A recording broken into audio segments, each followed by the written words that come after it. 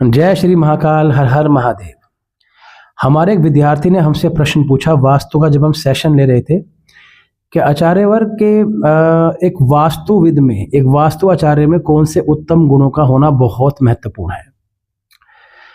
अब आप समझिएगा कि एक वास्तु शास्त्री का अगर सात्विक तत्व जागृत ना हो, वो तामसिक वृत्ति का होगा।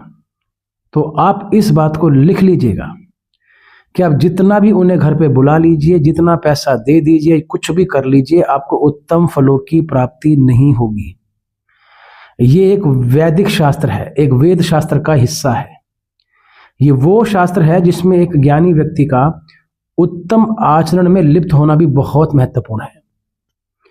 एक उत्तम वास्तुविद में सबसे पहला तत्व होना चाहिए कि वो सात्विक हो, सत्वगुणी हो, अर्थात मांस मदिरा का सेवन ना करता हो, अपने गुरु के आदेश अनुसार मंत्र जाप करता हो, पूजा करता हो, पाठ करता हो, अपने पितरों को भोग लगाता हो, अपनी कुल देवी कुल देवता को पूजता हो, किसी को गलत दिशा निर्देश ना दे।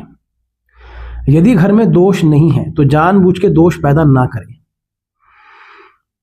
अगर कोई वास्तुविद तामसिक वृत्ति का है, भोग विलासी है, शराब पीता है, मांस मदिरा का सेवन करता है, पराई स्त्री से भोग करता है, अशुद्ध आचरण में रहता है, पूजा पाठ को गलत बोलता है, अपनी व्याख्या ज्यादा करता है, तो ऐसा वास्तु आचार्य आपके लिए घातक है।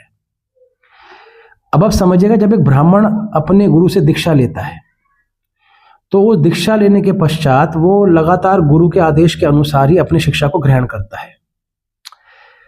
जब वो सात्विक वृत्ति में होता है, जब आप उनके पास जाके कुछ पूछते हैं तो आप यकीन मानिएगा आपको रिजल्ट मिलेगा।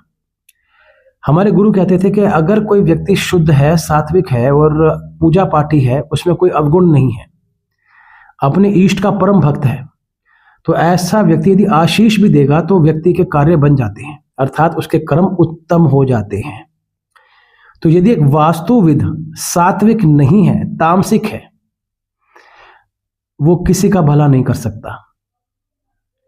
लेकिन यदि वही वास्तु आचार्य सात्विक है, शुद्ध है, उसमें तमोगुण का कोई भी अंश नहीं है, अपने गुरु के प्रति समर्पित है, अपने इष्ट को मानने वाला है, अपने पितरों की सेवा करने वाला है, आप यकीन मानिएगा यदि वो आशीर्वाद भी दे देगा आपको रिजल्ट मिल जाएगा।